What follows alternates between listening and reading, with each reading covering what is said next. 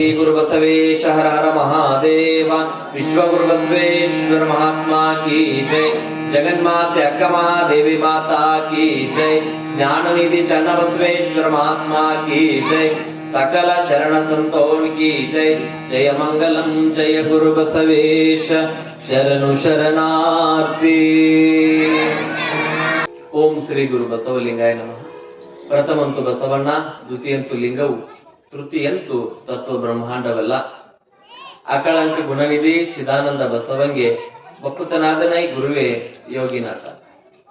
ಪ್ರಥಮದಲ್ಲಿ ಜಗತ್ಕರ್ತ ಲಿಂಗದೇವನನ್ನ ಹೃದಯ ಮಂದಿರದಲ್ಲಿ ಸ್ಮರಿಸಿ ಧರ್ಮಗುರು ಬಸವ ತಂದೆಯನ್ನ ನೆನೆದು ಜಂಗಮ ಜ್ಯೋತಿ ಮಹಾ ತಪಸ್ವಿ ಮುರುಗೇಂದ್ರ ಶಿವಯೋಗಿಗಳನ್ನ ಸ್ಮರಿಸಿ ದೀಕ್ಷಾ ಗುರುಗಳು ಜ್ಞಾನ ಗುರುಗಳಾಗಿರುವಂತಹ ಡಾಕ್ಟರ್ ಮಾತಾಜಿ ಅವರ ದಿವ್ಯ ಅಂತರಾತ್ಮಕ್ಕೆ ಶರಣೆಂದು ಕಾರ್ಯಕ್ರಮದಲ್ಲಿ ಭಾಗಿಯಾಗಿರುವ ಸಂಗೀತ ವೃಂದದವರಲ್ಲಿ ಹಾಗೂ ಧ್ವನಿ ವರ್ಧಕದವರಲ್ಲಿ ಹಾಗೂ ಯೂಟ್ಯೂಬ್ ಚಾನೆಲ್ನವರಲ್ಲಿ ಹಾಗೂ ಪ್ರವಚನವನ್ನು ಆಲಿಸಲಿಕ್ಕೆ ಬಂದಿರುವಂತಹ ತಮ್ಮೆಲ್ಲರಲ್ಲಿಯೂ ಕೂಡ ಭಕ್ತಿಯ ಶರಣು ಶರಣಾರ್ಥಿ, ಶರಣು ಶರಣಾರ್ಥಿ.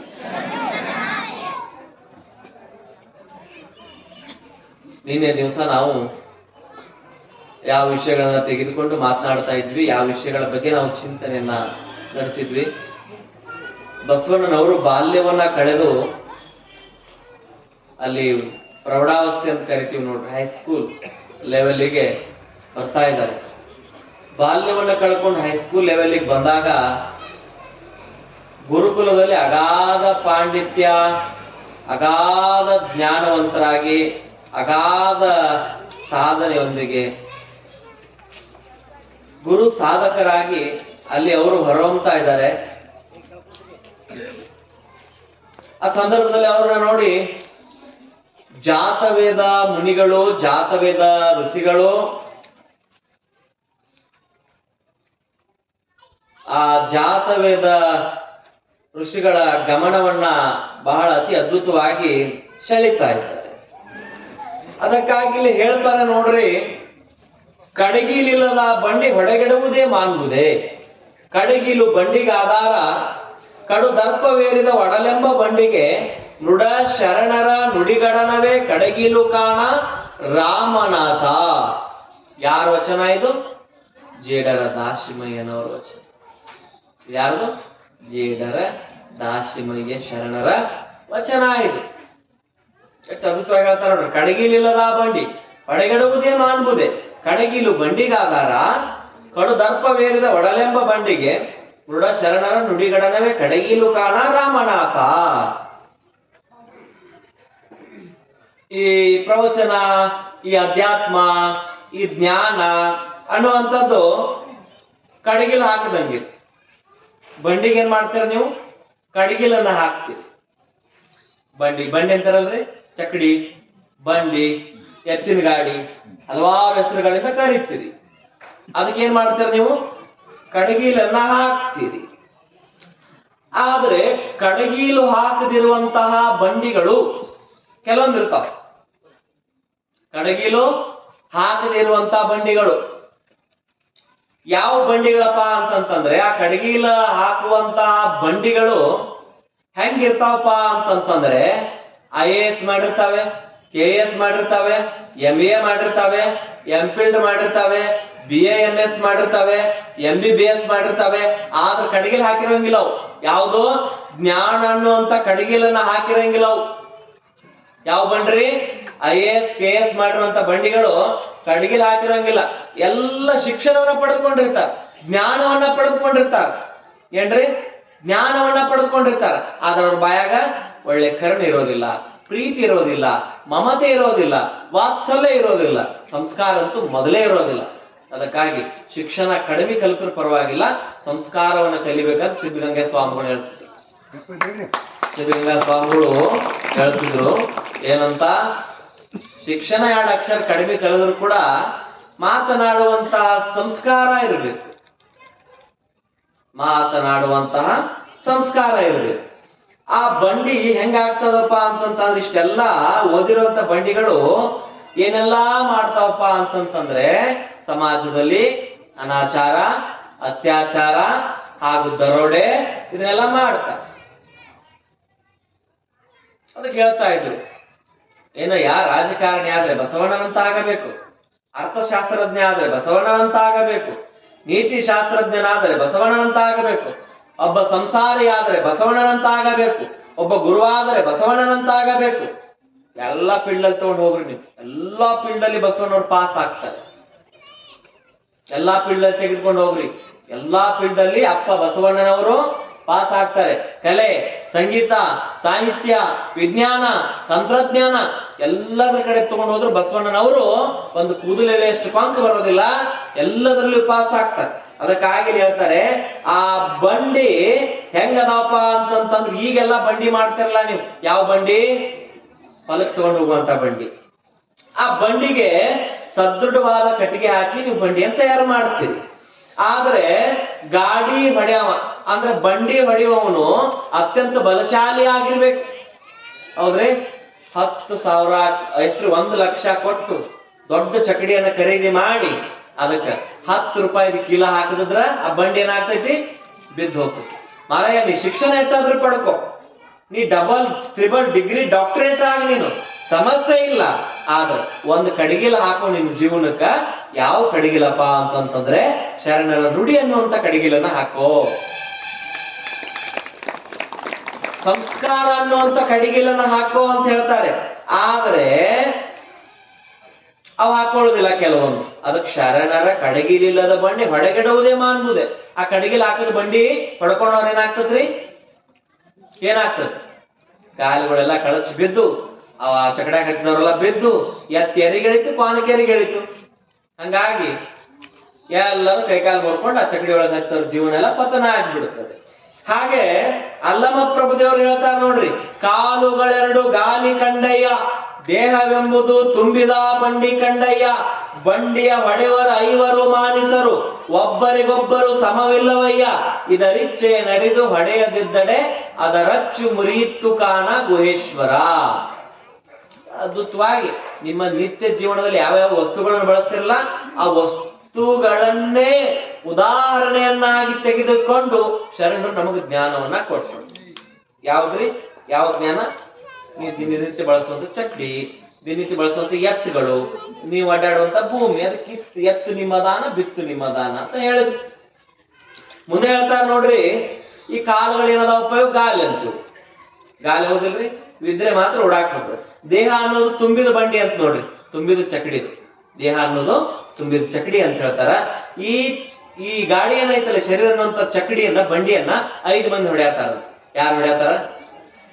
5 ಮಂದಿ ಡ್ರೈವರ್ಗಳಿದ್ರು ಈ ಗಾಡಿ ಹೊಡ್ಯಾಕ. ಯಾರು? ಕಣ್ಣು, ಕಿವಿ, ಮೂಗು, ನಾಲಿಗೆ, ಪಂಚೇಂದ್ರಿಯಗಳು, ಪಂಚ ಜ್ಞಾನೇಂದ್ರಿಯಗಳನ್ನುವಂತಹ 5 ಮಂದಿ ಡ್ರೈವರ್ಗಳನ್ನ ಹೊಡ್ಯಾಕತ್ತಾರ. ಆದ್ರೆ ಯಾರ್ಯಾರು ಹೊಡೆಯವ್ರು ಹೇಳ್ರಿ? ಕಣ್ಣು, ಕಿವಿ, ಮೂಗು, ನಾಲಿಗೆ, ಚರ್ಮ, 5 ಮಂದಿ ಡ್ರೈವರ್ಗಳಿದ್ರು. ಅವ್ರು ನೋಡ್ರಿ, ಈ ಡ್ರೈವರ್ಗಳು ದಿನಾಲು ಜಗಳಾಡ್ತಾರಂತೆ.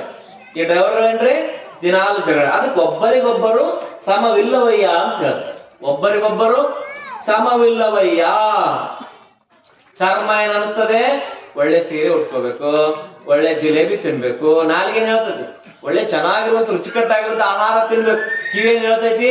ಒಳ್ಳೆ ಡಿಜೆ ಸಾಂಗ್ ಕೇಳ್ಬೇಕಂತ ಕಿವಿ. ಅದು ಕಂಗಳು ತುಂಬಿದ ಬಳಿಕ ನೋಡಲಿಲ್ಲ, ಕಿವಿಗಳು ತುಂಬಿದ ಬಳಿಕ ಕೇಳಲಿಲ್ಲ, ಮನವು ತುಂಬಿದ ಬಳಿಕ ನೆನೆಯಲಿಲ್ಲ, ಮಹಾಂತ ಕೂಡಲ ಸಂಗಮ ದೇವನ.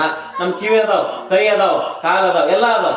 ನಾವು ಒಂದಿನಾನು ಅವ್ನ ಸದ್ಬಳಕೆ ಮಾಡ್ಕೊಳ್ತಾ ಇಲ್ಲ. ಕೆಟ್ಟ ಜಾಗಕ್ಕ ಹೋಗ್ತೀವಿ, ಕೆಟ್ಟದನ್ನ ಕೇಳ್ತೀವಿ, ಕೆಟ್ಟದನ್ನ ಹೇಳ್ತೀವಿ. ಅದಕ್ಕಾಗಿ ಇವ್ರು ಒಬ್ರಿಗೊಬ್ರು ಸಮ ಇಲ್ಲ ಅಂತ ನೋಡ್ರಿ. ಕಣ್ಣು, ಕಿವಿ, ಮೂಗು, ನಾಲಿಗೆ, ಚರ್ಮ. ನಾಲಿಗೆ ರುಚಿಕ. ಕಣ್ಣೇನ್ ಹೇಳ್ತೈತಿ? ಒಳ್ಳೆ ಸಿನಿಮಾ ನೋಡ್ಬೇಕಂತ ಕಣ್. ಸಿನಿಮಾ ನೋಡಕ್ ಹೋದ್ರ ಆತು ಅಂತ ಕಣ್ ಹೇಳ್ತಿರ್ತೈತಿ. ಅದಕ್ಕೊಬ್ಬರು ಮಾತೊಬ್ಬರು ಇವರು ಕೇಳೋದಿಲ್ಲ ಅಂತ ಹೇಳ್ತಾರೆ. ಅದಕ್ಕಾಗಿ ಶರಣ ಬಂಧುಗಳೇ, ನಾಲಿಗೆ ಹೇಳ್ತಾ ಇದೆ, ಟಿವಿ ನೋಡಿದ್ರ ನನ್ನ ಹೊಟ್ಟೆ ತುಂಬುದಿಲ್ಲ, ಪ್ರವಚನ ಕೇಳಿದ್ರ ನನ್ನ ಹೊಟ್ಟೆ ತುಂಬೋದಿಲ್ಲ. ಆದ್ರೆ ಹೋಟೆಲಿಗೆ ಹೋಗೋ ನಡಿ ಅಂತ ಹೇಳ್ತದೆ. ಯಾವ್ದು? ಬಾಯ್. ಪ್ರವಚನದಾಗ ಏನೈತ್ರಿ? ಬ್ಯಾಡ. ಸಿನಿಮಾದಾಗ ಏನೈತಿ? ಬ್ಯಾಡ. ನಾಲಿಗೆ ಹೇಳ್ತೈತಿ ಹೋಟೆಲ್ಗೆ ಹೋಗೋನು, ಅತನಿಗೆ ಹೋಗೋನು, ಒಳ್ಳೆ ದೋಸೆ ತಿನ್ನೋನು ಅಂತದ್ದು. ಯಾವ್ದ್ರಿ? ನಾಲಿಗೆ. ಹಾಗಾಗಿ ಇಷ್ಟೆಲ್ಲ ಪಂಚೇಂದ್ರಿಯಗಳು, ಪಂಚ ಜ್ಞಾನೇಂದ್ರಿಯಗಳನ್ನುವಂತಹ ಶರೀರವನ್ನ ಹೊತ್ತುಕೊಂಡಿರುವಂತ ನಾವು ಪ್ರವಚನದ ಅವಶ್ಯಕತೆ ಏನಿದೆ, ಪ್ರವಚನಗಳನ್ನ ಯಾತಕ್ಕಾಗಿ ಕೇಳಬೇಕು, ಪ್ರವಚನಗಳನ್ನ ಯಾತಕ್ಕಾಗಿ ಗ್ರಹಿಸ್ಬೇಕು, ಬಸವ ದರ್ಶನವನ್ನ ಇಲ್ಲಿವರೆಗೂ 16 ದಿನ ಕೇಳ್ಕೊಂಡು ಬಂದಿದ್ದೀರಿ. ಎಷ್ಟ್ರಿ? 16 ದಿನ ಕೇಳ್ಕೊಂಡು ಬಂದಿದ್ರಿ. 16 ದಿನದಲ್ಲಿ ಎಷ್ಟೆಷ್ಟು ವಿಷಯಗಳಿದ್ದು ರೀ. ದಿನಾ ಬಂದವ್ರಿಗೆ ಗೊತ್ತಾಗ್ತದ. ಇವತ್ತು ಬಂದಿವ್ರಿ, ನಾಳೆಲ್ಲ ಊರಿಗೆ ಹೋದಿವ್ರಿ, ಬರಾಕಾಗ್ಲಿಲ್ಲ. ದಿನಾ ಬರ್ಬೇಕು ಪ್ರವಚನಕ್ಕೆ. ದಿನಾ ಬಂದು ಕೇಳಿದ್ರೆ ಏನಾಗ್ತೈತಿ? ವಿಷಯಗಳು ನಿಮ್ಗ ಸ್ಪಷ್ಟವಾಗಿ ಗೊತ್ತಾಗ್ತಾವ.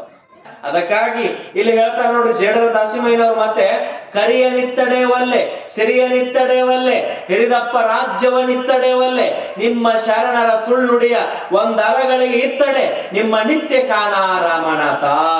ಇದುವರೆಗೆ ಎಷ್ಟೇ ಶತಕೋಟಿ ಜನ ಹುಟ್ಟ್ರಿ ಸತ್ರು ಎಲ್ಲ ಆಯ್ತು. ಆದರೆ ನೈತಿಕ ರಂಗದಲ್ಲಿ ಶರಣರು ಸಂತರು ಇದನ್ನ ನಾವೇನ್ ಮಾಡ್ಬೇಕು? ಅಳವಡಿಸಿಕೊಳ್ಳಬೇಕು. ಈ ವಾಣಿಯನ್ನು ಏನ್ ಮಾಡ್ಬೇಕು? ನಾವು ಅಳವಡಿಸಿಕೊಳ್ತಾ ಹೋಗ್ಬೇಕು.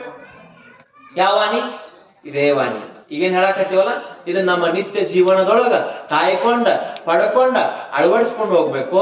ಅದು ಬಸವ ದರ್ಶನ ಪ್ರವಚನ ಅನ್ನುವಂಥದ್ದನ್ನ ನೀವು ಮರಿಬಾರ್ದು. ಹಾಗಾಗಿ ಶರಣ ಬಂಧುಗಳೇ, ಇವರೆಲ್ಲರೂ ಅಧ್ಯಾತ್ಮ ಜ್ಞಾನಿಗಳಾಗಿದ್ದಾರೆ. ಇವರೆಲ್ಲರೂ ಏನಾಗಿದ್ದಾರೆ? ಅಧ್ಯಾತ್ಮದ ಜ್ಞಾನಿಗಳಾಗಿದ್ದಾರೆ. ಮಾತು ಬೆಳ್ಳಿ ಅಂತ ಹೇಳಿದ್ರು, ಮೌನ ಬಂಗಾರ ಅಂತ. ಮಾತು ಬೆಳ್ಳಿ, ಮೌನ ಬಂಗಾರ ಅಂತ ಹೇಳಿದ್ರು. ಎಷ್ಟೊಂದು ಅರ್ಥಗರ್ಭಿತವಾಗಿರುವಂತ ನಿಲುವು, ಎಷ್ಟೊಂದು ಅರ್ಥಗರ್ಭಿತವಾಗಿರುವಂತ ಮಾತು. ನಾವು ನಮ್ಮ ನಿತ್ಯ ಜೀವನದಲ್ಲಿ ನಾವೇನೇನು ಮಾಡ್ತೀವಲ್ಲ ಅದನ್ನ ಒಂದ್ ಕಡೆ ಇಡಬೇಕು. ಪ್ರವಚನ ಕೇಳುವಾಗ ಅದನ್ನೆಲ್ಲ ಕಟ್ಟಿಟ್ಟು ಬರ್ಬೇಕು. ಪ್ರವಚನ ಕೇಳುವಾಗ ಅದನ್ನೆಲ್ಲ ಕಟ್ಟಿಟ್ಟು ಬಂದ್ರೆ ಇದು ನಮಗೆ ಅರ್ಥ ಆಗ್ತೈತಿ. ಇಲ್ಲ ಮನಿ ಒಳಗಡೆ ಅಯ್ಯೋ ಹಾಲು ಒಲಿ ಮರಿಟ್ಟು ಬಂದಿನಿ, ಏನಾತೋ ಏನು, ಬೆಕ್ಕು ಕುಡಿತೋ ಏನು, ಮನೆಗ್ ಬಂದ್ರೋ ಇಲ್ಲೋ, ಆದ್ರೂ ಇಲ್ಲೋ, ಇದನ್ನ ವಿಚಾರ ಮಾಡ್ಕೊಂತ ಇಲ್ಲಿ ಪ್ರವಚನ ಕುಂತ್ರ ಅದ ಅರ್ಥ ಆಗೋದಿಲ್ಲ ಅದು. ಅದಕ್ಕಾಗಿ ನಾವ್ ಏನ್ ಮಾಡ್ಬೇಕಪ್ಪ ಅಂತಂತಂದ್ರೆ, ಪ್ರವಚನ ಕೇಳ್ಬೇಕಾದ್ರ ಇದನ್ನೆಲ್ಲ ಬಿಟ್ಟು ಬರ್ಬೇಕನ್ನುವಂತ ಮಾತನ್ನ ಈ ಸಂದರ್ಭದಲ್ಲಿ ಹೇಳ್ತಾ, ಬಸವಣ್ಣನವರ ಪಾಂಡಿತ್ಯ, ಬಸವಣ್ಣನವರ ಸಾಹಿತ್ಯ, ಬಸವಣ್ಣನವರ ಕಲೆ, ಬಸವಣ್ಣನವರ ವೈಚಾರಿಕ ಚಿಂತನೆ, ವೈಚಾರಿಕ ನಿಲುವು ದೇವನ ಕಡೆಗೆ ಪಯಣ. ಯಾವ್ದ್ರಿ? ದೇವನ ಕಡೆಗೆ ಪಯಣ. ಗುರು ಬಸವಣ್ಣನ ಮನಸ್ಸಲ್ಲಿ ಮೊಳಕೆ ಹೊಡಿತಾ ಇದೆ. ಬಸವಣ್ಣನವರು ಈಗ ವಾರ್ಷಿಕೋತ್ಸವ ಅಂತ ಕಾರ್ಯಕ್ರಮ ಮಾಡ್ತೀನಿ ಶಾಲ್ಯಾಗ. ಬಸವಣ್ಣವ್ರದ್ದು ಹೈಸ್ಕೂಲ್ ಶಿಕ್ಷಣದಲ್ಲಿ ಇದ್ರು. ಹೈಸ್ಕೂಲ್ ಶಿಕ್ಷಣದಲ್ಲಿ ಇರುವಾಗ ಹೈಸ್ಕೂಲ್ ಶಿಕ್ಷಣ ಮುಗಿತಾ ಬಂತು. ಹೈಸ್ಕೂಲ್ ಶಿಕ್ಷಣ ಮುಗಿಯುವಾಗ ಏನ್ ಮಾಡ್ತಾರ್ರಿ? ಘಟಿಕೋತ್ಸವ ಸಮಾರಂಭ, ಗ್ಯಾದರಿಂಗ್ ಅಂತ ಮಾಡ್ತಾರೆ. ಹೌದಲ್ರಿ? ಸೆಲೆಬ್ರೇಷನ್ ಕಾರ್ಯಕ್ರಮ ಮಾಡ್ತಾರೆ, ಗ್ಯಾದರಿಂಗ್ ಕಾರ್ಯಕ್ರಮ ಮಾಡ್ತಾರಲ್ರಿ.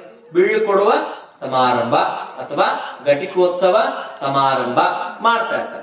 ಆ ಘಟಿಕೋತ್ಸವ ಸಮಾರಂಭಕ್ಕೆ ಯಾರನ್ನ ಇನ್ವೈಟ್ ಮಾಡಿರ್ತಾರಪ್ಪ ಅಂತಂತಂದ್ರೆ, ಬಸವಣ್ಣನವರ ತಾಯಿಯ ಅಣ್ಣ ಬಲದೇವರಸರನ್ನ ಇನ್ವೈಟ್ ಮಾಡಿರ್ತಾರೆ. ಯಾರನ್ರಿ? ಬಸವಣ್ಣನವ್ರ ಮಾವ. ಬಸವಣ್ಣವ್ರ ಮಾವನನ್ನ ಬಲದೇವರಸರನ್ನ ಇನ್ವೈಟ್ ಮಾಡಿರ್ತಾರೆ. ಘಟಿಕೋತ್ಸವ ಸಮಾರಂಭ ನಡೀತಾ ಇದೆ. ತುಂಬು ಯೌವನದ ಬಸವಣ್ಣನವರು ಹೆಂಗಿರ್ತಾರ ನೋಡ್ರಿ. ಸಣ್ಣ ವಯಸ್ಸಾಗ ಹೆಂಗಿರ್ತಾರ? ಸಣ್ಣ ವಯಸ್ಸಾಗ ಹೆಂಗಿರ್ತಾರ? ನೆಲವಾದ್ರ ನೀರ್ ಬರ್ಬೇಕಂತ ನೋಡ್ರಿ, ಹಂಗಿರ್ತಾರ ಹುಡುಗರು. ನೆಲವಾದ್ರ ನೀರ್ ಬರ್ಬೇಕಂತ. ಆದ್ರೆ ಈಗಿನ ಕಾಲದಾಗ ಸ್ಟಾರ್ ತಿಂದ ನೆಲವಾದ್ರ ಅಲ್ಲ, ನೆಲಾನೇ ಅವ್ರನ್ನ ಓದ್ಯಾಕತ್ತ. ಹಿಂಗ ಜೋತಾಡ್ತಿರ್ತಾವ ಸ್ಟಾರ್ ತಿಂದು. ಹಿಂಗ ಬಿದರ್ಗಾಲದ ಹಿಂಗೋ ಮಂಡಿತಾವ, ಹಿಂಗೋ ಮಂಡಿತಾವ. ಸ್ಟಾರ್ ಗುಟ್ಕಾ ವಿಮಲ್ ತಿಂದು ಹೆಂಗಾಗಿರ್ತಾರಪ್ಪ ಅಂತಂದ್ರ ಅವ್ರು ಅಲ್ಲೆಲ್ಲ ಕೆಂಪಗಾಗಿರ್ತಾವ. ಅದಕ್ಕೆ ನೋಡಕ್ ಹೋದಾಗ ಹಲ ತೆಗಿದಿಲ್ಲ ಅವ್ರು. ಹೊಸದಾಗಿ ನೋಡಕ್ ಹೋದಾಗ ಹಾಲು ಮುಚ್ಕೊಂಡಕ್ ಕುಂತಿರ್ತಾರ. ಇವ್ರು ಬೇಕಂತ ಹಿಡಿಸ್ಬೇಕಂತ ಊರಾಗ ಅಂದ್ರೆ ಬಂದಿರ್ತಾರಲ್ಲ, ಹೆಸರು ಕೇಳ್ತಾರೆ ಅವ್ರು, ನಿನ್ನ ಹೆಸರಿಂದ ಆಗಾರ ಬಾಯಿ ತೆಗಿಲಿ ಅಂತೇಳಿ. ಅದಕ್ಕಾಗಿ ಯೌವನ ಅಂತಂದ್ರೆ ಹಂಗಿರ್ತದೆ. ಎಂತ ಯೌವನ ಅದು? ತುಂಬು ಯೌವನ. ನೋಡ್ರಿ, ನಮ್ಮಲ್ಲಿ ಬಾಲ್ಯ, ಯೌವನ, ಮುಪ್ಪು, ಆ ನಂತರ ಸಾವು. ಇದು ಯಾರಿಗೂ ಬಿಟ್ಟಿಲ್ಲ ಇದು. ಅದಕ್ಕಂದ್ರ ಒಂದ್ ಮಾತನ್ನ ಹೇಳ್ತಾರ ಜಾನಪದ ಕವಿಗಳು, ಬಹಳ ಅದ್ಭುತವಾಗಿರುತ್ತೆ ಮಾತು ಹೇಳ್ತಾರೆ. ಏನಪ್ಪಾ ಅಂತಂತಂದ್ರ, ಬಾಲ್ಯದಲ್ಲಿ ಹಣ್ಣನ್ನ ಕೂಡ ಕೊಡೋರುಂಟು, ಯೌವನದಲ್ಲಿ ಹೆಣ್ಣನ್ನ ಕೂಡ ಕೊಡೋರುಂಟು, ಮುಪ್ಪು ಬಂದು ಉಸಿರುಗಪ್ಪ ಅಂತಂತಂದ್ರೆ ಮಣ್ಣನ್ನ ಕೂಡ ಕೊಡೋರುಂಟು. ಆದ್ರೆ ಈ ಸುಂದರವಾದ ಬಾಳಿಗೆ ಬಣ್ಣವನ್ನ ಕೊಡುವಂತ ಶಕ್ತಿ, ಸಂಸ್ಕಾರ ಕೊಡುವಂತ ಶಕ್ತಿ ಅದು ಯಾವ್ದಕ್ಕಾರ ಇದ್ರ ಅದು ಶರಣರ ಸಾಹಿತ್ಯಕ್ಕ, ಶರಣರ ನುಡಿಗೆ ಅನ್ನುವಂಥದ್ದು ಅರ್ಥ ಮಾಡ್ಕೋಬೇಕು. ಅದು ಶರಣರ ಸಾಹಿತ್ಯಕ್ಕೆ ನೋಡ್ರಿ. 10 ವರ್ಷ ಇದ್ದಾಗ ಮನಿ ಜವಾಬ್ದಾರಿ ಇರುದಿಲ್ಲ, 10 ಹಕ್ಕಿ ಅಂತ ಹೆಂಗಿರುತ್ತೆ. 10 ವರ್ಷ ಇದ್ದಾಗ ಹಕ್ಕಿದ್ದಂಗೆ ಇರ್ತೀವಿ, ಏನು ಗೊತ್ತಾಗಿಲ್ಲ. ಆರಾಮ್ ನೋಡ್ರಿ, ಅವ್ರಿಗೆ ಏನು ಗೊತ್ತಾಕತ್ತಾನೆ, ಎಷ್ಟು ಆರಾಮ್ ಅದ ಲೈಫ್ ಜಾಲಿ ಎಂಜಾಯ್ ಮಾಡಾಕತ್ತಾರ, ಆರಾಮ್ ಇರ್ತಾರ ಅವ್ರು. 10 ಹಕ್ಕಿ ಅಂತ ಹೇಳಿದ್ರು. 10 ವರ್ಷ ಇದ್ದಾಗ ಹೆಂಗಿರ್ತೀವಿ, ಫಸ್ಟ್ ಕ್ಲಾಸ್ ಇರ್ತೀವಿ.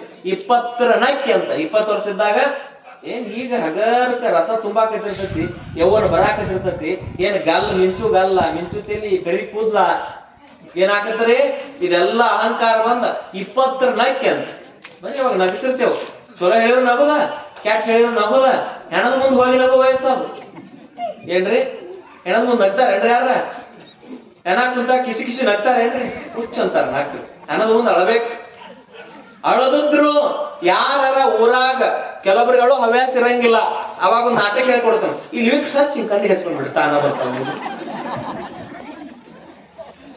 ಕೆಲವೊಬ್ಬರಿಗೆ ಯಾರೊಬ್ರು ಸತ್ತಿದ್ರು, ನಾನು ಹೋಗಿ ಅಂದೆ, ಯವ್ವ ತಾಯಿ ಅತ್ತಾರ ಯಪ್ಪ ನನ್ನ ಕಣ್ಣ ಖಾರ ಹಾಕಿ ನೀರು ಬರೋಲ್ಲ ಅಂತ, ಬಾ ಅವ್ನು ಟೆಕ್ನಿಕ್ ಹೇಳ್ಕೊಡ್ತಾನ ಅಂತ ವಿಕ್ಸ್ ಹಚ್ಕೊಟ್ಟು ತಾನ ಬಾಳ್ ಬರಾಕತ್ತ.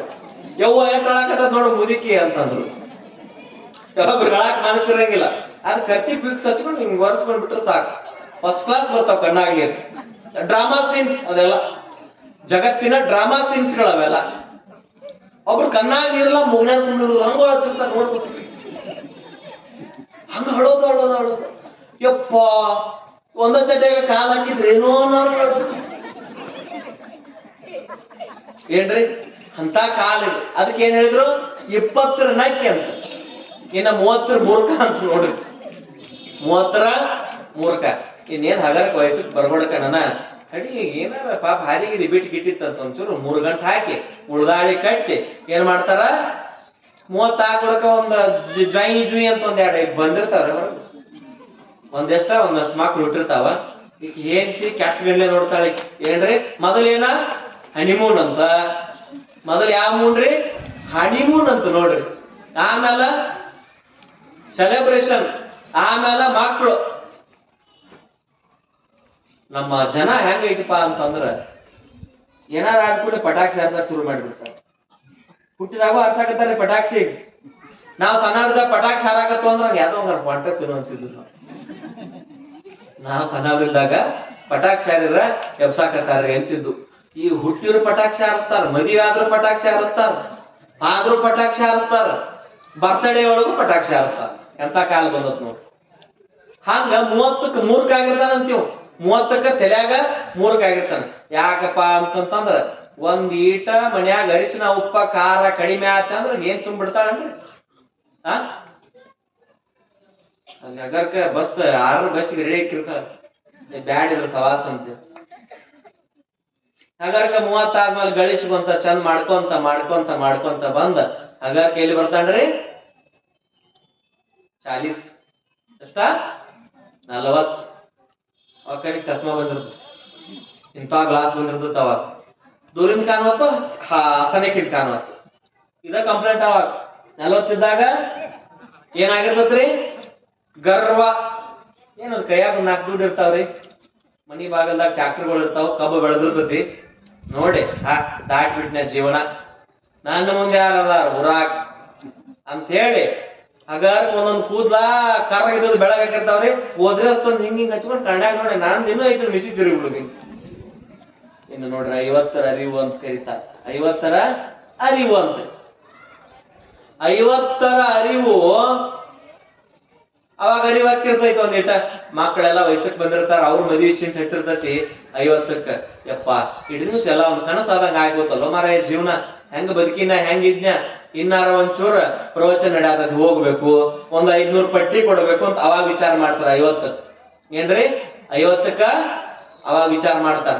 ಇನ್ನು 60ರ ಮರೆವು ಅಂತ ನೋಡ್ರಿ. ಇಟ್ಟದನ್ನ ಅಲ್ಲೇ ಮರ್ತು ಬಿಡುದು. 60 ಆದಾಗ ನೆನಪ ಆಗಂಗಿಲ್ಲ ಅವು, ಇಟ್ಟದನ್ನ ಅಲ್ಲೇ ಮರ್ತು ಬಿಡುದು. ಇಷ್ಟೆಲ್ಲ ಆದ್ರೂ ಇನ್ನೂ ನನ್ನ ಜೀವನ ಐತೆ ಅಂತೀವಿ, ಇನ್ನು ನನ್ನ ಜೀವನ ಐತೆ ಅಂತೀವಿ. 60 ಆದ್ಮೇಲೆ ಎಷ್ಟ್ರಿ, 70.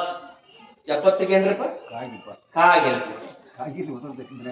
ನೋಡ್ರಿ. ಮನ್ಯಾಗ ಕುಂತ್ರ ಸೇರ್ಕಿಲ್ ನಿಂತ್ರ ಸೇರ್ಕಿಲ್, ವಟ ವಟ ವಟ ವಟ ಹಂಗ ಬೆಯ್ಯುದು ಅನ್ನೋದು, ಚಂಚನ ಪಿಟಿ ಪಿಟಿ ಪಿಟಿ ಪಿಟಿ, ಮೊಮ್ಮಕ್ಕಳು ಹೋದ್ರು ಅನ್ನೋದು, ಬಂದ್ರು ಅನ್ನೋದು.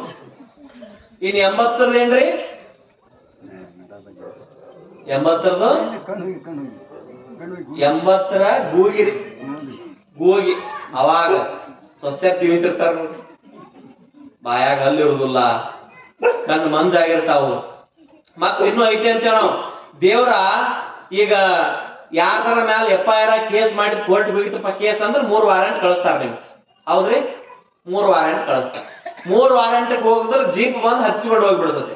ಹಂಗ ದೇವ್ರ ನಮಗ್ 3 ವಾರಂಟ್ ಕಳಿಸ್ತಾರ. 1ನೇ ವಾರಂಟ್ ಯಾವ್ದ್ರಿ? 1ನೇ ವಾರಂಟ ಕೂದ್ಲ ಬೆಳ್ಳಗಾಕ. ಆ 1ನೇ ವಾರಂಟ್ ಬಂದಾಗ ನಾವೇನ ಎಚ್ಚೆತ್ಕೋತೇವನ? ಇಲ್ಲ. ಹೋಗೋದು 15 ರೂಪಾಯಿ ಕೊಡೋದು, ಗೋದ್ರೇಜ್ ತರೋದು, ಹಚ್ಕೊಳ್ಳೋದು. ಹಚ್ಕೊಂಡು ಚರ್ಮ ಮುದುಡಿ ಆದ್ರು 20 ತಾಸು ಕರಡೆ ಆಗ್ನಿತ್ತಾದ್ರು ಬ್ಯೂಟಿ ಪಾರ್ಲರ್ ಹೋಗಿ ಏನ್ರಿ ಚರ್ಮ ಚಂದ ಮಾಡಿಕೊಂಡ ಇನ್ನು ನಾ ಸೆಲೆಬ್ರಿಟಿನ ಅನ್ನೋದು. ಇದು 1ನೇ ಲೈಸೆನ್ಸ್ ಇದು. ಮತ್ತ ಅದನ್ನ ನಾವು ಚಂದ ಮಾಡ್ಕೋತೀವಿ. ಇನ್ 2ನೇ ಲೈಸೆನ್ಸ್ ಯಾವ್ದ್ರಿ? ಕಣ್ಣ ಮಂಜಾಕಾವ್. ಅವಾಗ ಸುಮ್ಬಿಡ್ತೇವ ಮತ್ತೆ ಎಕ್ಟ್ರ ಕಾಜಿನ ಕಣ್ಣು ಕೊಟ್ಟು ಯಾವ ಕಣ್ಣ ಚಸ್ಮಾ ತಗೋತೀವಿ. ಇನ್ನು 3ನೇ ಲೈಸೆನ್ಸ್ ಬರ್ತದ ನೋಡ್ರಿ. ಯಾವ ಲೈಸೆನ್ಸ್ ಅದು? ಹಲ್ಲು ಬೀಳ್ತಾವ. 3ನೇ ಲೈಸೆನ್ಸ್ ಹಲ್ಲು ಒಂದೊಂದು ಅಗಡ ಶುರುವಾಗಿ ಪಟ ಪಟ ಪಟ ಪಟ ಬೀಳ್ತಿರ್ತಾವ. ಇದಕ್ಕಾರ ಸುಮ್ಮಾಗ್ಯವನ ನಾವು ಇನ್ನೂ ಐತಂತ ಹಲ್ಲಿನ ಸಟ ಹಾಕಿಸ್ಕೊಂಡು ಬರು. ಅಲ್ಲಿನ ಸೆಟ್ ಹಾಕಿಸ್ಕೊಂಡು ಬಂದು ಮತ್ತ ಇನ್ನೊಂದೆರಡು ಬಿಸಿ ರೊಟ್ಟಿ ತಿಂದು ಇನ್ನೂ 10 ವರ್ಷ ಇರತ್ತನ ನಾನು ಅನ್ನೋದು. ಇವು 3 ಲೈಸೆನ್ಸ್ಗಳು ನೋಡ್ರಿ. ಇನ್ನ 90ರ ಬಾಗಿ ಅಂತ ನೋಡ್ರಿ. 90ಕ್ಕ ನಡ ಡೊಗ್ಗಿರ್ತೈತಿ, ಅಡ್ಡಾಡಕ್ ಶಕ್ತಿ ಇರಂಗಿಲ್ಲ, ಇಟ್ಟ ಗಡಸಿದ್ದ ಧ್ವನಿ ಬಿದ್ದು ಹೋಗಿರ್ತೈತಿ, ಮಾತಾಡಕ್ ದರ ಇರಂಗಿಲ್ಲ, ಬೆಳಿಗ್ಗೆ ಎದ್ರ ಕುಂಡ್ರಾಕ್ ಬರಲ್ಲ, ಎದ್ರ ಕುಂಡ್ರಾಕ್ ಬರಂಗಿಲ್ಲ, ಕುಂತ್ರಿ ಹೇಳಾಕ್ ಬರಂಗಿಲ್ಲ, ಮತ್ ಮಲಗಾಕ್ ಬರಂಗಿಲ್ಲ. ಈ 3 ಆಗಿರ್ತಾವ. ಇನ್ನು 100ಕ್ಕ ಹೊತ್ಕೊಂಡು ಹೋಗಿ ಅಂತ ನೋಡ್ರಿ. 100ಕ್ಕ ಕಾಸ್ರಿಪ ಹಲಿಗೆನು ಸಿದ್ಧ ಆಗ್ರಿ ಬಡ್ಯಾಕ. ಮಠಪತ್ಯಾರಿಗೆ ಹೇಳ್ರಿ, ಪತ್ರಿಗೆ ಜಂಗಮರಿಗೆ ಹೇಳ್ರಿ, ಮನಿಗೆ ಲಾಸ್ಟ್ ಕಲ್ಲಿನ ಮೇಲೆ ಕಾಲಿಡಾಕ ಇಟ್ಟಾರ ಜೀವನ. ಅದಕ್ಕಾಗಿಲ್ಲ ನೋಡ್ರಿ, ಜೀವನ ಅಂತಂತಂದ್ರ ನಾವೆಲ್ಲ ಹಿಂಗ್ ಬದುಕಿದೀವಿ. ಬಸವಣ್ಣವ್ರು ಹಂಗ ಬದುಕಲಿಲ್ಲ. ತುಂಬು ಯೌವನಕ್ಕೆ ಬರ್ತಾ ಇದಾರೆ. ಬಸವಣ್ಣವ್ರ ಹೆಂಗ್ರಿ? ತುಂಬು ಯೌವನಕ್ಕೆ ಬರ್ತಾ ಇದ್ದಾರೆ. ಯೌವನದ ಕೂಸಾಗ್ತಾ ಇದ್ದಾರೆ. ಏನಾ ಪಾಂಡಿತ್ಯ, ಏನಾ ಕಣ್ಣು, ಏನಾ ಕೂದ್ಲು. ಬಸವಣ್ಣವ್ರು ಹೆಂಗಿದ್ರಪ್ಪ ಅಂದ್ರೆ ಹೇಳ್ತಾರೆ, ಬಹು ಸುಂದರತ್ವದಿಂದ ಕೂಡಿದ್ರಂತೆ. ನೆಟ್ಟನ ಮೂಗು ನೋಡ್ರಿ, ನೆಟ್ಟಗಿರುವಂತ ಮೂಗು, ಆ ಕವಳಿ ಹಣ್ಣಿನಂತ ಕಣ್ಣು, ಆ ಕುಡಿ ಹುಬ್ಬು, ಆ ಚಿಗುರು ಮೀಸೆ. ಮೀಸ್ ಬಂದಾಗ ದೇಶ ಕಾಣಲಿಲ್ಲ ಅಂತ ವಯಸ್ಸಾಗಿರ್ತಾರ. ಮೀಸ್ ಬಂದವ್ರಿಗೆ ದೇಶದ ಕಾಣಲ್ಲ ಅಂತ ನೋಡ್ರಿ. ಹಂಗ ಮೀಸೆ ಬರುವಂತ ವಯಸ್ಸದು.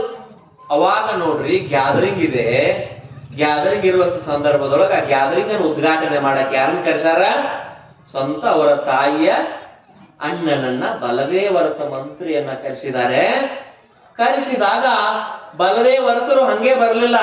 ತಮ್ಮ ಒಬ್ಬಳೇ ಒಬ್ಬ ಮಗಳು, ಏಕ ಮಗಳು, ನೀಲಲೋಚನೆ, ನೀಲಗಂಗಮ್ಮ, ನೀಲಾಂಬಿಕೆ ಅಂತೇನ್ ಕರಿತೀವಿ. ಆ ನೀಲಾಂಬಿಕೆಯನ್ನ ಜೊತೆಗೆ ಅವ್ರ ಅಪ್ಪ ಕರ್ಕೊಂಡು ಬಂದಿದ್ದ. ಯಾರನ್ನ? ಬಲದೇವರಸ ಮಂತ್ರಿಯ ಮಗಳು ನೀಲಾಂಬಿಕೆಯನ್ನ ಕರೆದುಕೊಂಡು ಬಂದಿದ್ದಾರೆ.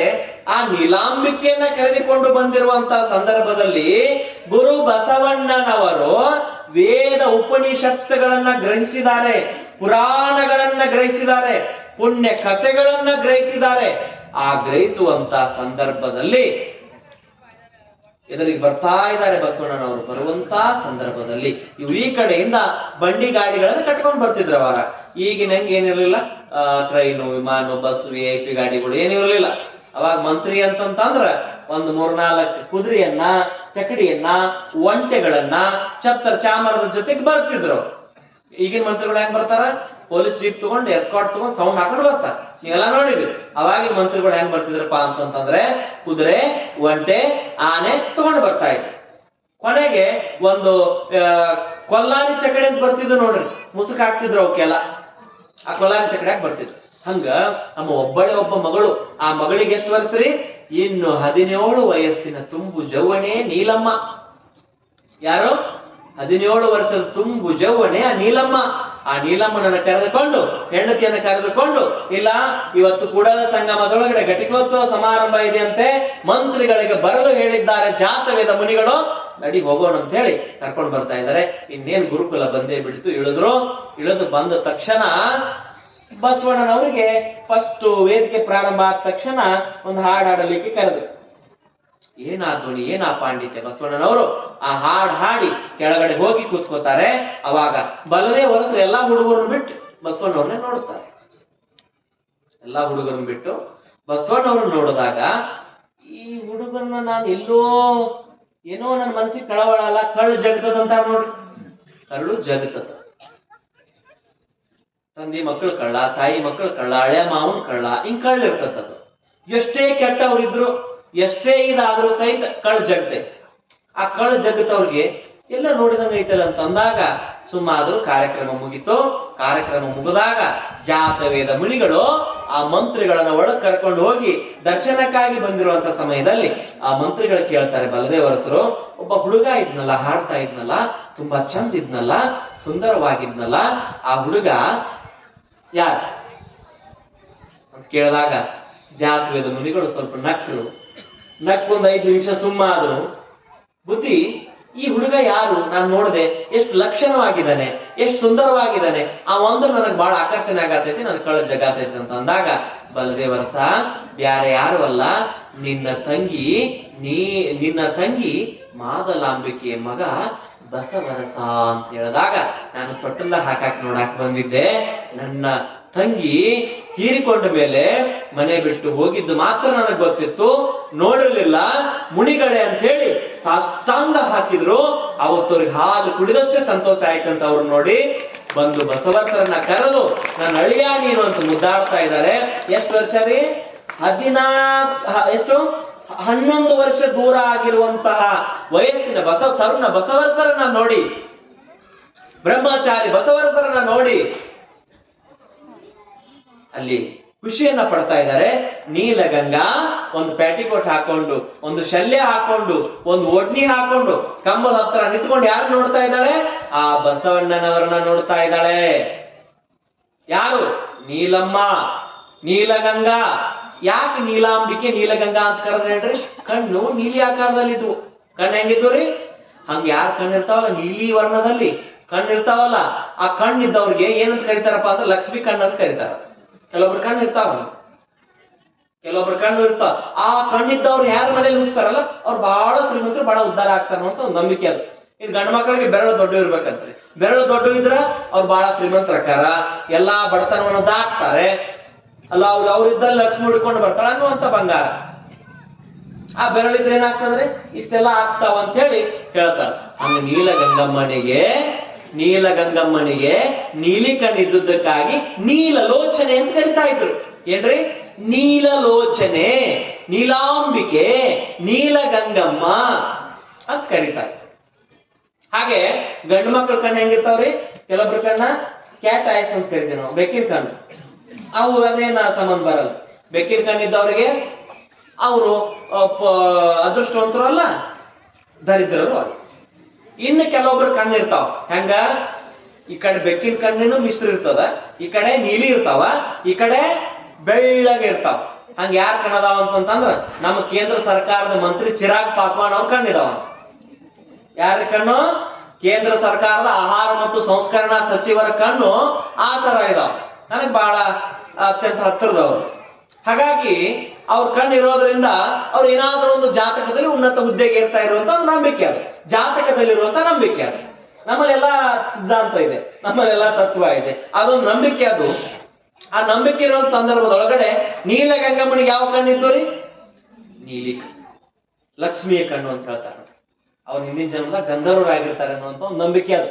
ದೇವಲೋಕದ ಗಂಧರ್ವರಾಗಿರ್ತಾರೆ ಅನ್ನುವಂತ ನಂಬಿಕೆ. ಆದರೆ ನೀಲಗಂಗಮ್ಮ ಗಂಧರ್ವೇ ಆಗಿರಲಿಲ್ಲ, ಸಾಕ್ಷಾತ್ ಪಾರ್ವತಿಯ ಸ್ವರೂಪ ಅಂತ ನಾವು ಶಕ್ತಿಯ ಸ್ವರೂಪ ಅಂತ ನಾವು ಕರಿತೀವಿ.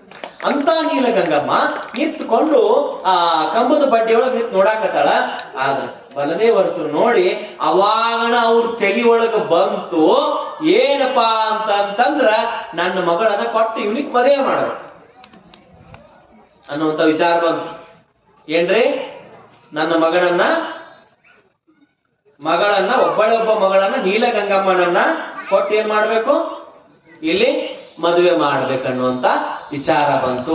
ಅವಾಗ ಒಂದೇ ಸಲ ಹೇಳಲಿಲ್ಲ, ಯಾಕಂದ್ರೆ ಜಾತವೇದ ಮುನಿಗಳು ಬೈತಾರೋ ಏನೋ ಅಂತ ಹೇಳಲಿಲ್ಲ.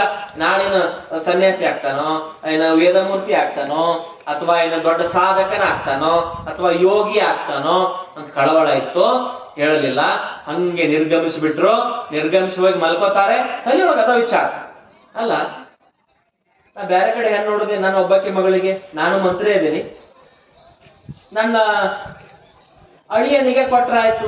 11 ವರ್ಷದ ನೋಡಲಾರದ ಅಳಿಯ ಇವತ್ತು ನೋಡಿದ್ದೀನಿ, ಅಳಿಯನಿಗೆ ಕೊಟ್ಟು ಮದುವೆ ಆಯ್ತು ಅಂತ ಹೇಳಿ ರಾತ್ರಿ ಸುಮಾರು 12 ಗಂಟೆ ಆಗಿದೆ. ಆ ಆಶ್ರಮಕ್ಕೆ ಬಂದ್ಬಿಟ್ಟ ಅವನು. ಯಾರು? ಮಂತ್ರಿ ಒಬ್ಬನೇ ಕುದುರೆ ಹತ್ಕೊಂಡು ಆಶ್ರಮಕ್ಕೆ ಬಂದು ಜಾತವೇದ ಮುನಿಗಳನ್ನ ಕಂಡಾಗ, ಯಾಕಪ್ಪ ಬಲದೇವ ಯಾಕೆ ಬಂದಿದ್ದೀನಿ ಅಂತಂದಾಗ, ಅಪ್ಪವ್ರೆ ನಿಮ್ಮ ಹತ್ರ ನಾನು ಒಂದು ವಿಚಾರ ಮಾಡ್ಬೇಕು ಅಂತ ಹೇಳಿದ ಸಂದರ್ಭದಲ್ಲಿ ಬೆಳಿಗ್ಗೆ ಬರ್ಬೇಕಾಗಿತ್ತಲ್ಲ, ಇಷ್ಟು ರಾತ್ರಿ ಒಳಗಡೆ ಯಾಕೆ ಬಂದೆ ಅಂತ ಕೇಳಿದಾಗ, ಒಳಗಡೆ ಕರ್ಕೊಂಡು ಹೋಗಿದಾಗ ಆ ಬಸವರಸ ಎಲ್ಲಿದ್ದಾನೆ ಅಂತ ಕೇಳಿ, ಬಸವರಸ ನಿದ್ರೆಗೆ ಹೋಗಿದ್ದಾನೆ, ಗಾಢ ನಿದ್ರೆಯಲ್ಲಿ ಮಲಗಿದ್ದಾನೆ. ಆದ್ರೆ ಎಬ್ಬಿಸೋದು ಬೇಡ ಪಾಪ, ಸಣ್ಣ ವಯಸ್ಸಾಗ ನಿದ್ದೆ ಬಾಳ, ಸಣ್ಣ ವಯಸ್ಸಾಗ ಏನ್ರಿ ನಿದ್ದೆ ಬಾಳ, ಎಬ್ಬಿಸೋದು ಬೇಡ ಅಂತ ಹೇಳಿದಾಗ ಅಲ್ಲಿ ಬಸವಣ್ಣನವರನ್ನ ಎಬ್ಬಿಸ್ಲಿಕ್ಕೆ ಹೋಗ್ಲಿಲ್ಲ ಅವರು. ಅಪ್ಪವ್ರೆ ನಿಮ್ಮ ಹತ್ರ ಒಂದು ವಿಚಾರವನ್ನು ಮಾತಾಡ್ತೀನಿ, ಧಾರಾಳವಾಗಿ ಹೇಳು ಬಲದೇವ, ಇನ್ನೇನು ಬೆಳಕಾಗ್ತದೆ, ಇಲ್ಲೇ ನೀನು ಊಟವನ್ನು ಮುಗಿಸಿಕೊಂಡು ಹೋಗು, ಪೂಜೆ ಊಟ ಎಲ್ಲ ಇಲ್ಲೇ ಮುಗಿಸ್ಕೊಂಡು ಹೋಗು, ಏನು ವಿಚಾರ ಹೇಳು ಅಂತ ಕೇಳಿದಾಗ ಬಲದೇವರ್ಸ ಹೇಳ್ತಾನೆ, ಕೇಳು ಬೇಡ ಅಂತೇಳಿ. ಆ ಬಸವರ್ಸ ಇದಾನಲ್ಲ, ಅವನಿಗೆ ನನ್ನ ಮಗಳನ್ನ ಕೊಟ್ಟು ಮದುವೆ ಮಾಡ್ಬೇಕನ್ನ ತಲೆಯೊಳಗೆ ವಿಚಾರ ಬಂದೈತಿ ಅಂತ ಹೇಳಿದಾಗ ಜಾತವೇದ ಮುನಿಗಳು ಚೆ